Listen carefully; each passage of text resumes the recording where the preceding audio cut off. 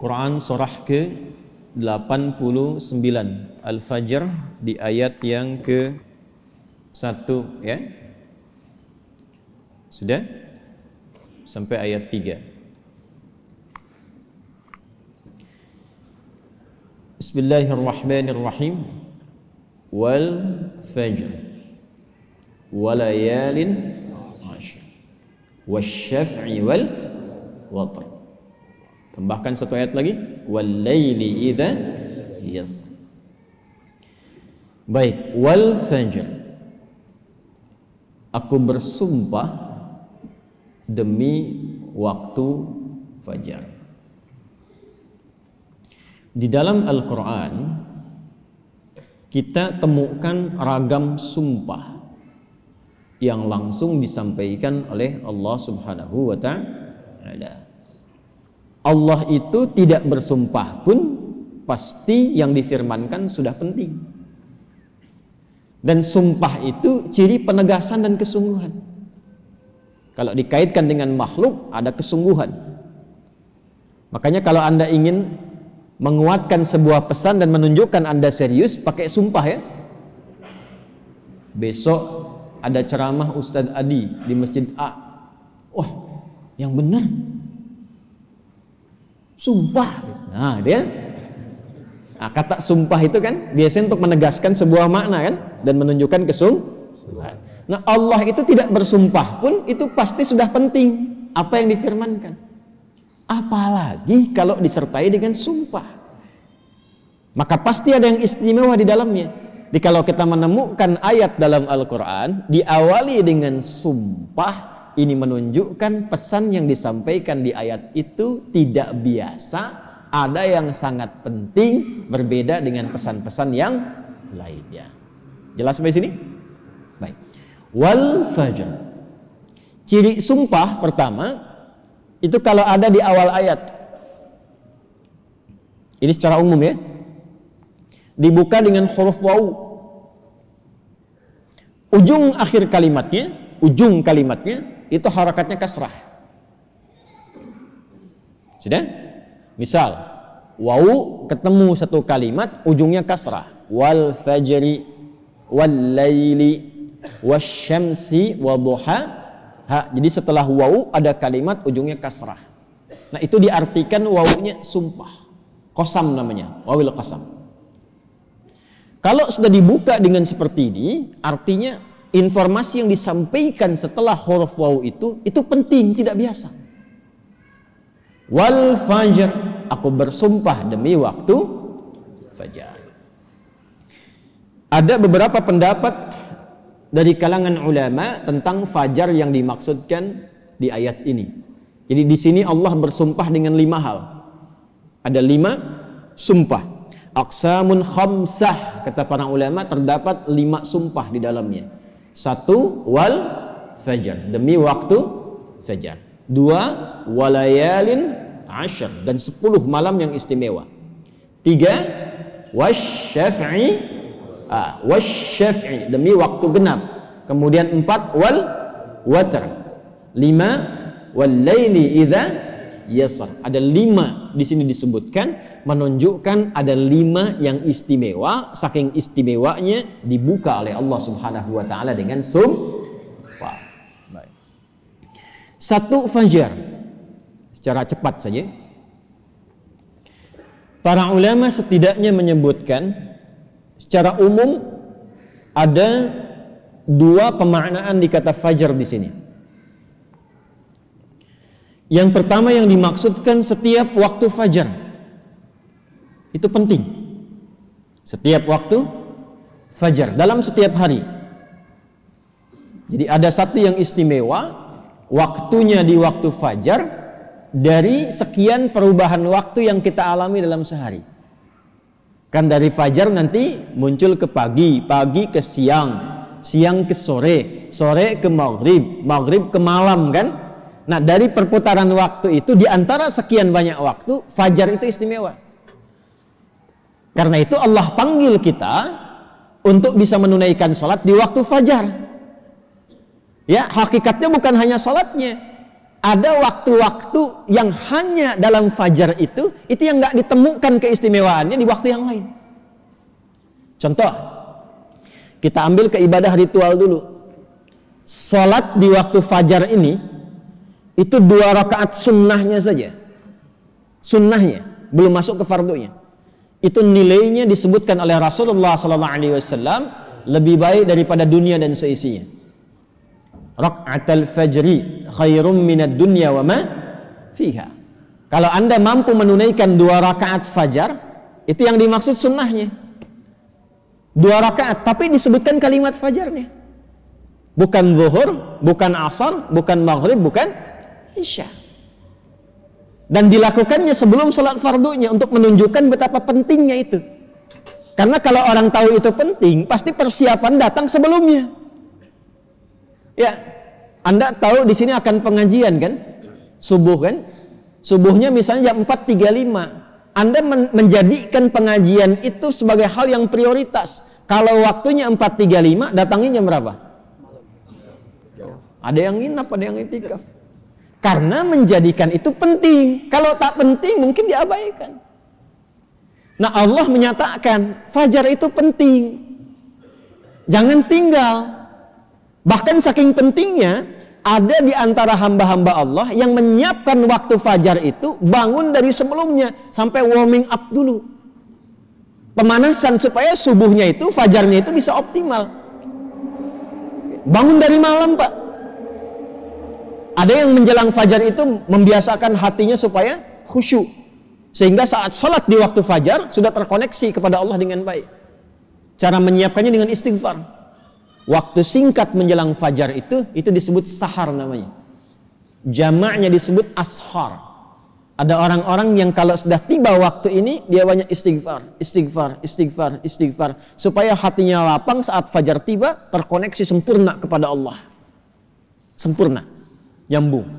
Itu ada di Quran surah ke-51 ayat 18. Wabil ashari hum yastaghfirun. Ya. Kalau ingin dikuatkan kesabaran, ingin diberikan rizki sehingga bisa sering infak, ya. Ingin diberikan kemampuan menjalankan segala sesuatu dengan benar, menatap dengan benar, mendengar dengan benar, berjalan secara benar. Itu diantara amalannya, rajin istighfar di waktu sahar menjelang fajar. Dah, ini ijazahnya langsung dari Al-Quran. Surah ketiga Ali Imran di ayat ke-17. As-sabirina was-sadiqina wal-qanitina wal-munfiqina wal-mustaghfirina bil ashar. Ya. Quran surah ketiga Ali Imran ayat 17. Paling kiri sebelah atas tuh. Itu di situ istighfar di waktu sahar itu disamakan dengan 4 amalan tadi. Sabar, khusyuk dalam ibadah, bisa rajin infak dan benar dalam menjalankan aktivitas. Itu di antara latihannya rajin istighfar menjelang fajar. Makanya kalau sudah istighfar, terbuka hatinya, terkoneksi dengan Allah, itu ibadahnya akan lebih enak dibandingkan dengan yang jarang istighfar. Gitu. Alhamdulillah. Ada sifat qanitin di situ. As-sabirina wal qanitina. Sedangkan kita diminta salat itu dengan sifat kunut. Orangnya disebut qanit, jamaknya qanitin. Ada di mana ayatnya? Al-Baqarah ayat 238. Hafizu 'alas salawati was salatil wusta wa qumu lillahi qanitin. Tuh. Kalau mau salat, mau enak salatnya, jangan sekedar salat. Memang betul sudah selesai, ya, menuntaskan kewajiban, beban kewajibannya hilang, tapi kenikmatannya dapat nggak? Manfaatnya dapat nggak? Kalau ingin menikmati salat, ingin dapat manfaatnya, dapat ketenangan, terkoneksi dengan Allah, doanya cepat dijawab, maka khusyuklah dalam salat. Nah, di antara cara mendapatkan khusyuk itu istighfar. Dibuka. Sehingga sekat-sekat yang membuka kita itu, yang menghambat koneksi kita dengan Allah itu terbuka. Ini dari Quran. Dari Quran. Nah, dibiasakan istighfar paling enak itu di waktu sahar menjelang fajar. Apalagi kalau bisa tahajud sebelumnya. Kalau bisa tahajud, ya, tahajud kemudian istighfar, terbuka hati, rajin memberi di situ, itu disebut langsung oleh Quran kalau dia bertahan dengan itu sampai wafat, itu disebut sebagai calon penghuni taman surga yang sedang beraktivitas di bumi. Itu Quran surah 51 ayat 15 sampai dengan ayat 23. Innal muttaqina fi jannatin wa 'uyun akhidhina ma atahum rabbuhum innahum kanu qabla dhalika muhsinin kanu qalila minal laili ma yahja'un. Itu tahajudnya. Wa bil ashari hum yastaghfirun. Itu istighfarnya. Nah, hakikatnya kita bangun malam itu, hakikatnya kita istighfar di waktu sahar untuk persiapan ke fajarnya. Salah satu maknanya itu. Makanya Nabi kan ya suka rebahan kan sedikit ya. Bukan rebahan yang sempurna. Ya kaum rebahaners nih ya. Ya, coba dicek tuh. Kalau ada rebahan Nabi itu, miring sedikit ke kanan kan, setelah istighfar tuh nunggu-nunggu sampai fajar tiba. Supaya kesadarannya optimal. Ada apa di fajar itu sampai dipersiapkan sebelum itu? Sampai-sampai 2 rakaatnya lebih baik daripada dunia dan seisinya. Itu kalau dibaca pakai iman, gak ada yang bisa menandingi. Saya tanya antum, dikasih 1 juta atau 2 rakaat sebelum subuh? Ayo. Oh, masa? Huh? Coba dicek. Sana ada lomba balapan di sirkuit tuh. Berlangsungnya sebelum subuh. Siapa yang datang duluan di dekat situ, 10 tempat pertama mendapatkan bonus 5 juta. Cuma nonton aja dapat 5 juta.